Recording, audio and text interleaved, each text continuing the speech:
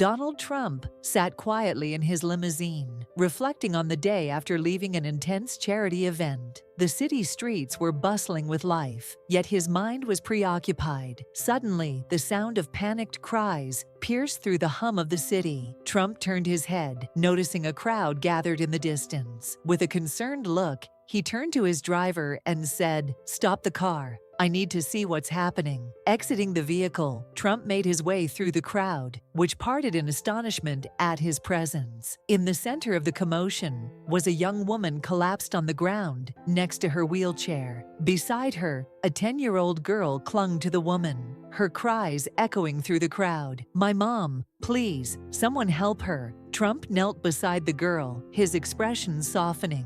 Gently placing a hand on her shoulder, he reassured her, "Sweetheart, we'll get your mom to a hospital right away. I promise she'll be okay." The fear and desperation in her eyes moved him deeply. With the help of his security detail, Trump carefully lifted the unconscious woman into his limousine, the girl holding tightly to her mother's hand, refusing to let go. As the car sped toward the hospital, Trump kept his focus on the woman lying motionless beside him. He turned to the young girl and said, "Your mom will be fine. I won't let anything happen to her." For the first time in a long while, the girl felt a glimmer of hope, her tears slowing as she held on to his words. Upon arriving at the hospital, Sarah, the woman Trump had helped, was rushed into emergency care. Her daughter Lily stood by helplessly, tears streaming down her face as she watched her mother being wheeled away. Trump knelt beside Lily once again, his voice calm yet determined. "You're a brave girl, Lily. Your mom is in good hands now, and I'll make sure she gets the care she needs." The hours dragged on, and Trump stayed by Lily's side in the hospital waiting room.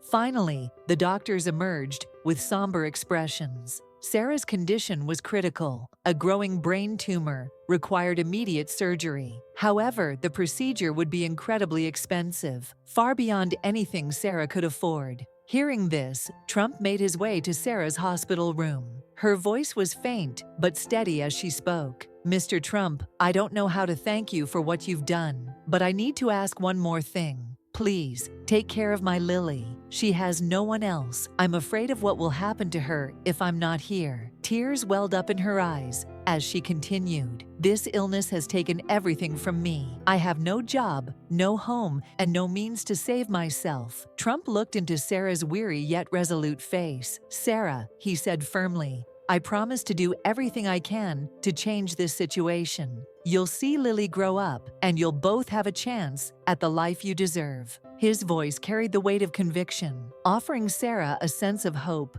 she hadn't felt in years. The next day, Trump returned to Sarah's hospital room to hear her story in greater detail. Sarah sat weakly in her bed, her eyes a mixture of fear and hope. Trump's warm tone broke the silence as he said, "Whenever you're ready, Sarah, I'm here to listen." Sarah took a deep breath, and with a trembling voice, she began to speak. "Mr. Trump, it all started 2 years ago. My husband, the person I trusted the most, betrayed me with my closest friend. One morning, I found a letter saying he had left. From that moment on, everything in my life began to fall apart. I lost my job because of my health issues, and when I was diagnosed with a brain tumor, I felt like any hope I had was gone. But every day, every sleepless night, I fight for one thing: my daughter, Lily. She's all I have, and I know no one else can love and protect her like I do." Sarah paused, her eyes dropping to the floor as if she were reliving the weight of her struggles.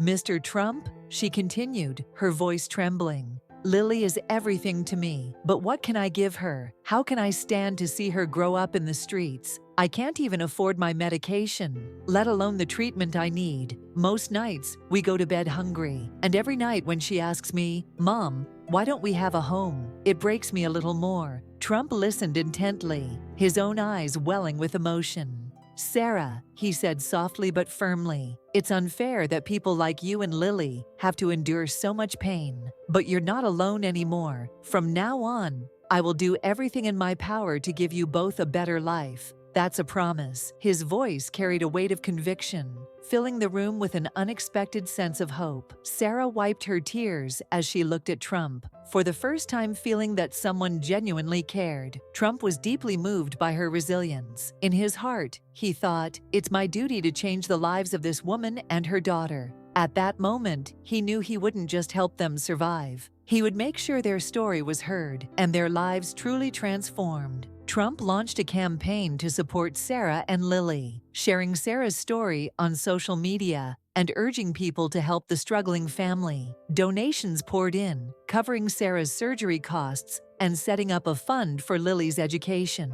Trump reassured Sarah, saying, "This is just the beginning. I'll ensure your daughter's education and future are secure. You are not alone anymore." Sarah underwent surgery to remove the tumor, and it was a success. Though her recovery was challenging, Lily's love and Trump's unwavering support gave her strength. As Sarah was discharged from the hospital, she looked at Trump with gratitude. "You didn't just give me health, you gave me hope," she said, her voice trembling with emotion. A year later, Sarah and Lily's lives had been completely transformed. With Trump's help, Sarah found a stable job and rented a small, cozy home. Lily blossomed into a bright student, filled with hope for her future. Inspired by her journey, Sarah wrote a book titled "Clinging to Life Once Again," recounting her struggles and the kindness that saved her. The book became a beacon of inspiration for many. At her book signing event, Sarah hugged Trump and said tearfully, "Without you, I wouldn't have been able to rebuild this life. You didn't just save me, you saved my daughter's future." Trump smiled warmly and replied,